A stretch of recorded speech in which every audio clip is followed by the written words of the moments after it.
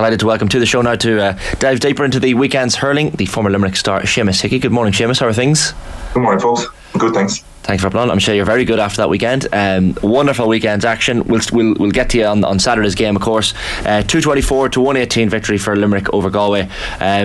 What was the turning point in this one for you, Seamus? I mean, I guess we were chatting this morning about the 25th minute. Nicky Quaid takes his little mini timeout. I'm not exactly sure what the injury was. I'm sure he was very badly hurt, but it just allowed John Kiley, I suppose, some instructions onto his half forward line at that point. So was that the moment at which the tide turned? I don't think so. I think it was probably when Mike Casey stopped the ball on the line when Galway had a really good goal chance. They were 212 to 16 up, or they were 6 points up. They were 112 to 16 up at that stage, and Mike Casey's intervention for me was huge. Galway go 9 points ahead at that stage. You're talking about testing the resolve of the Limerick team that to that point hadn't looked anyway cohesive. So that to me was huge. Yet Nicky, I believe. That was important to kind of calm things down. I think Galway, really were on a string of pushing the gap out to 6 at that stage was big. But for me, even with that, if Mike Casey didn't get his hurley there, was the last man on the line. So Seamus, can I just ask, right? I was saying earlier that for the first 25 minutes, Will O'Donoghue looked very uncomfortable, right? I agree. And I said there was no shot, panned to Declan Hannon. Can you imagine Hannon sitting there going, lads, what have you done? I've played this role. Has anyone ever watched what I've done? He must have been jumping out of his seat with frustration. Listen, so after 20 minutes in the first step, so I took my 3 kids up there, right? So I was sitting there, and my stomach was in knots after 20 minutes because I just felt that this team, the Limerick team, the way it wasn't settling. Keane Lynch was getting on ball, and it just wasn't sticking to his hand. It was falling out of it. We'd Garrod hitting him wide. We'd wides come from 7 different players in the first half. And even Diarmuid Byrne's freeze, who I thought Diarmuid was getting more consistent as a ball striker as time was going on. He had missed a free that I'd have expected him to score. Yeah. So it's after 20 minutes, it was not a comfortable place to be. I think Will O'Donoghue, as 6, I think he genuinely gave everything he had. But there was one instance in the first half. Keenan Fahy just took off from the centre on a puck out and found himself on his own under the Cusack stand, and he was picked out by Anna Murphy. And I just, that to me, I was like, well done, Keenan Fahy, for knowing that Will O'Donoghue doesn't play 6 for inter-county hurling. So for me, I thought Galway were superb in the first half. I really do. I thought Brian Concan was exceptional around the middle. I thought they got their tactics right when they withdrew the man. Limerick were trying to mark Conor Whelan with 2 people, and it ended up with neither of them marking him. So because Barry Nash was the issue there. Yeah, I felt Barry didn't know his role when Declan wasn't there either.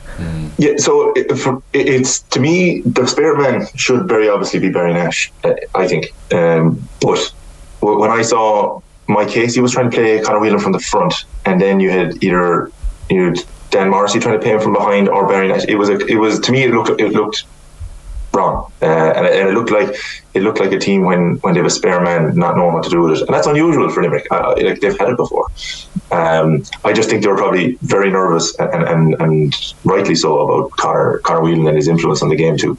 You spoke about Keane Lynch's influence, right? And I suppose in the first half, I'll agree with you. He was he wasn't himself, but in the second half, he seemed to sit much deeper. And he came right back into midfield, and he was very comfortable there, and he was picking up a lot of ball. That was a very good tactical, I suppose, move by Kinnerk to see that that's where he needed to go to support Will. It's funny that Darragh Donovan shone for me in midfield yesterday because Will O'Donoghue wasn't there, and I think if you want to know what Will O'Donoghue brings to your midfield, you probably saw the effect of that switch of Keane, who's probably a bit more attacking, probably sat on the opposition 65 a bit more. I think I agree with you in the second half. He sat far more, I suppose, towards the Limerick goal, probably on their own 65 and a bit further. And he revelled in the physical exchanges in the second half. Really, really loved it. And so Keane, he's a class midfielder. He's probably an all-star midfielder if he wants to be. But that Will O'Donoghue-Darragh Donovan pairing has been so good for so long that changing anything means that you have to adjust, and there's a settling period for everything. And I believe that they'd settled in the first half. I knew that they would, because this isn't 2019. 2019 was a very, very different team, and a more inexperienced team in the semi-final against Kilkenny, where they never settled into the game, and they were chasing it right up until that deflected ball. You're talking about settling into the game there, right? And I suppose the 2 weeks lead-in, we knew Declan Hannon wasn't going to be playing. A very astute move by John Kiley to put him out front and centre 2 weeks ago to say, look, he's not on the table. This isn't going to be a Conor Cleary situation where he's going to be there till the last minute. Is he or isn't he? So I'm surprised they took that long to settle, because this change was 2 weeks in the making. So this is where the kind of the narrative around the infamous training games. The best game in the country is Limericks A versus Limericks B, and 10 years ago it was Kilkenny's A versus Kilkenny's B. You know what I mean? So this is where you can do your very best to replicate championship conditions, but did they replicate Brian Concannon in the middle of the field, loose for puckouts? Did they replicate the space inside, and can you replicate a Conor Whelan inside in the full forward line? I don't think you can. So in all the things you can recreate in preparation, and you do have 2 weeks of getting an individual playing centre back, but you can't perfectly recreate or create the conditions that you're going to be playing against, and especially the team. So for me, the first half, yes, Limerick didn't settle into the game, but Galway were really, really good and hitting the mark, really accurate, no wasted chances in the first half. And I was nervous as a Limerick person, so it was bizarre for me to see the second half then go from an intense competitive game in the first 10 minutes of the second half, where it was really physical. We had 7 line balls in a row because it was like both teams trying to find touch. At some stage they thought they were playing the under-20 World Cup, I'd say, but it was bizarre for me then to see that Galway fell away, because they were posing such a threat and a genuine challenge that for me it was very odd in the second half when they really did just fall away. Did something change, Seamus, with Limerick's approach to Eamon Murphy's puckouts? Because they were obviously working early doors, but then in the second half, I don't know, was it just intensity? But I'd say from Eamon Murphy's perspective, he was like looking out onto that pitch thinking, where are my teammates? Because it just looked like there were maybe 20 Limerick players on the pitch. It was, so for me, a lot of it was the shape that was so Limerick's midfield sitting deeper.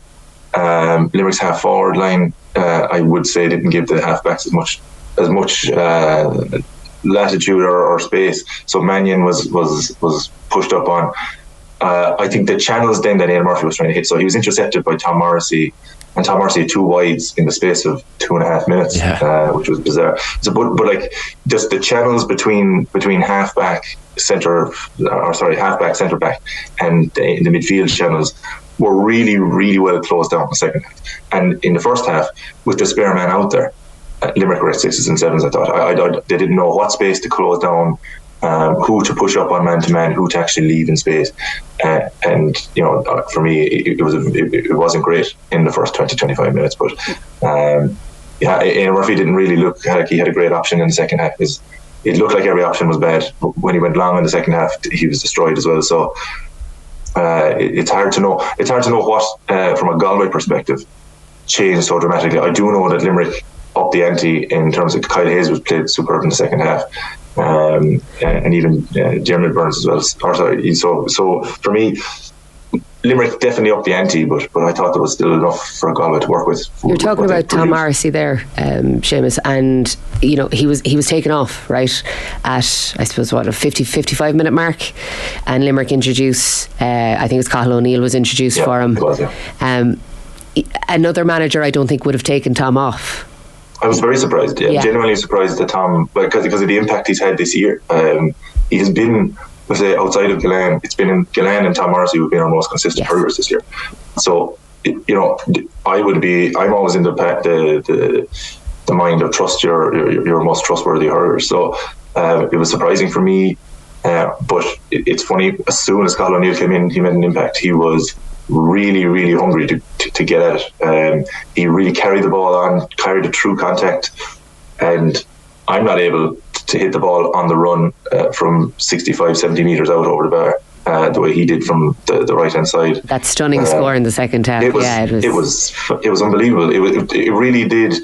David Reedy had just scored before him from a similar spot, but David was standing up. So it was for me. It was a substitution that worked. I was surprised by it at the time because again, Tom means a lot to that team, and he's a great leader. But it's a really, really good sign that Colin O'Neill is making strides in his. I think we've seen that already this season with John Kiley not afraid to make the changes. So in the game against Clare, crucial moments. It was Reedy, it was Adam English, it was Colin O'Neill in that last spell that were integral for Limerick to get them over the line against Clare. So maybe it's no surprise that he's bringing off the older guys, at this stage, because he did it in the Munster final in a clutch moment. Yeah, and it's, in fairness, you don't give these guys time unless you're actually going to trust them in the crunch, because you don't bring subs on in the first 10 minutes of the game. You bring subs on in the last 10 minutes of the game. So if you don't give them the experience, and they have been exposed, like you said, in the Clare game, they've had in the Cork game, you use subs off the bench as well. So you don't use them unless you trust that they're going to make an impact. Can I ask about Shane O'Brien? So I was massively impressed with him in the league, and he was outside the 26 yesterday, and the chat was that he was left back to his club to play a club game a few weeks ago. Like, he was a real standout in the league. But I suppose we've seen with John Kiley that over the last number of years, he has taken a formidable length of time to get players into the championship side. Colin O'Neill, case in point. Are you surprised Shane O'Brien has gone off the boil? Not so much, because of the position that he's going for is incredibly competitive. So you had Micheál Houlihan as well, had done really well in the league, and he was really a man of the moment earlier on in the year.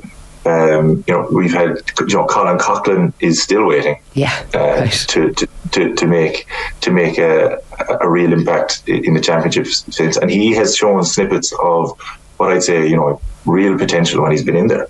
But he's trying to break into probably one of the best half-back lines in the country, with or without Declan Hannon. So that's the kind of nature of the beast there. So you're not putting much store on the league, based on, I suppose, the performances those players had. Yeah. Otherwise, TJ Reid wouldn't be starting for Kilkenny, and Billy Drennan would. So that's the way I see it. I'm amazed that Billy Drennan hasn't featured more for Kilkenny. So that's the nature of a year, and you plan a year and you train for a year. You don't train for winning the league, even though some teams do, and that undoes them. So it's for me, Shane O'Brien is just one of, like Adam English. Now, I was surprised not to see him earlier yesterday, because I thought the game was tailor-made for a guy like him with his speed and the space that was opening up around the middle. So the options that are there are great, but the team they'll face in the final have just as many options off the bench. I think we had a conversation on the show last week, Seamus. What is the best way to mark Aaron Gillane? And I don't think we're any closer to finding out the answer to that question, because if the Tom Morrissey floated ball inside in 5 minutes, and the second goal as well, per Pádraig Mannion with another inadvertent kind of attempted clearance that leads to a goal, but Gillane was just supreme. It's quite frustrating for me, and I don't listen. Everybody's entitled to manage a team the way they want, but I don't know why Gerard McInerney is in full back there. I don't know, and it's not a particularly anything on Garrow, because I think he's a superb centre back and has been improving it. But Daithí Burke played really well yesterday centre back, and I just think his influence would have been far better felt on the edge of the square. And Gillane he's such a difficult guy to mark, because he's got the physical tools. He's 6'2". He's exceptionally strong, and in the air he's as tricky as Tommy Walsh was when he was playing wing back for Kilkenny. Like, he's in the air. Gillane is an absolute nuisance, because you can't pin down his hands, and he's definitely trying to influence you as the ball is coming down, and he's got a great focus then when the ball arrives, then just to snatch it. So playing him from the front is a very dangerous thing to do. McInerney probably found that. And even in the first half, the first ball of the game between Limerick and Clare, I'm trying to think, was it the Munster final or was it the group game? And I think it was the Munster group game. It was the Munster group game in Gaelic grounds. The first ball of the game was a long ball into Gillane. He caught it, fed it off to Flanagan, and Flanagan actually, he was saved well by Quilligan. But he does it on the regular, so it's a threat. His aerial threat is probably one of his strongest features, and he uses it to great effect. There was a point made by Ryan O'Dwyer, I think it was on Off the Ball across the weekend, where he made the point that he felt the Galway players need to bulk up. And I know this always comes up when teams play Limerick, because Limerick clearly a very physical team, they're a big team. Does he have a point there? Do you subscribe to that as well, Seamus, that maybe there's maybe a lack of physicality in that Galway team? I don't know about that. I don't know if I agree with I don't think that. I think to misconstrue physicality with conditioning is I think they're different things. Because I suppose why I particularly say that is Clare have matched up particularly well with Limerick in the last 3 years, and they've got Tony Kelly isn't a colossus. You've got the likes of Ian Galvin, you've got the likes of David Reedy, you've got even around the middle of the field,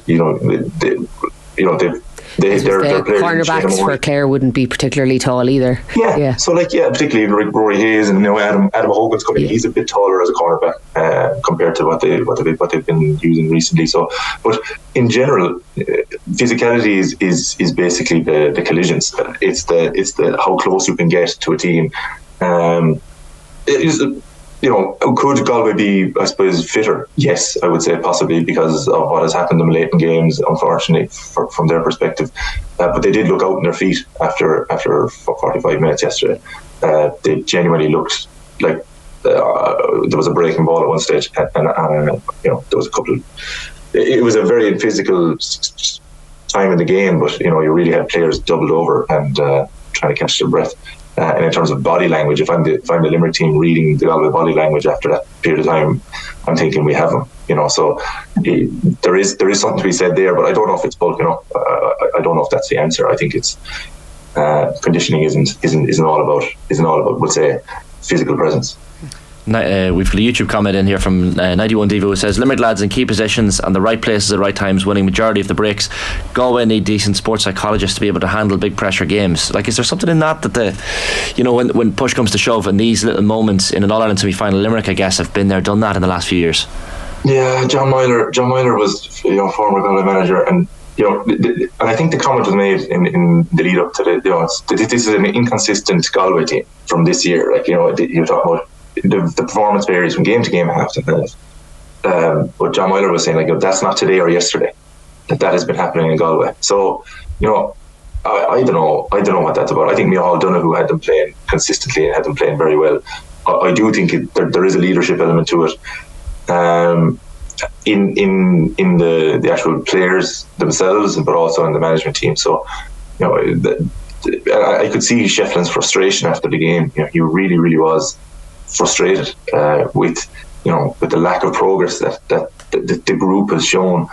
This is a team that ran Limerick to a single score in All-Ireland semi-final 2 years ago, and then only a late burst of points made it, was it 4 or 5 last year. So it must be frustrating because the performances they've given this year have flashed so much particularly in the first half of the game yesterday, and even at times against Wexford they looked very, very impressive in their group against Leinster. Looked very impressive in the Leinster final and against Kilkenny and Nolan Park. So it's hard to know how they actually put it all together, because they've got great talent. There's no maybe. Seamus, can I ask one final question? Are you relieved that it's not Clare in the final? No. Are you disappointed? No. But it's like that. Am I relieved it's not Clare? To see Kilkenny and the way they're playing, Mm. can anybody tell me that Kilkenny aren't a better team this year than they were last year? I think they are. So the prospect of playing Kilkenny in the final isn't an appetising one now. But the fact, would Clare have been great in the final? The only reason that Clare wouldn't have been great in the final is that playing a team 3 years in the 1 year, or 3 times in the 1 year, is a tough prospect, because there's games within games there, in terms of players, man marking, and and you're keeping tally of things that are going on for a long time. And the sledging that happened in the previous 2 games. But whatever about that, and the sledging, but you're talking about even just from you're over-analysing movements and actions that happened in a game when you shouldn't be leading them. So, it's neither, really, because I was watching the game yesterday, and I thought it was an exceptional game, and I knew it was going to be a good game. I knew it was going to be tight. I thought Clare would win. I thought that they were coming with a bit of momentum behind them for the last, and I'm talking about from 3 years of momentum of finally trying to get over the line and get to the All-Ireland final. But Kilkenny are incredible. I mean, their consistency and their ability to weather the storms is exceptional, and they really were well worth the win yesterday. Yeah, going to be a cracking final, Limerick and Kilkenny for sure. Seamus, thanks a million for hopping on this morning. Yeah, thanks everyone.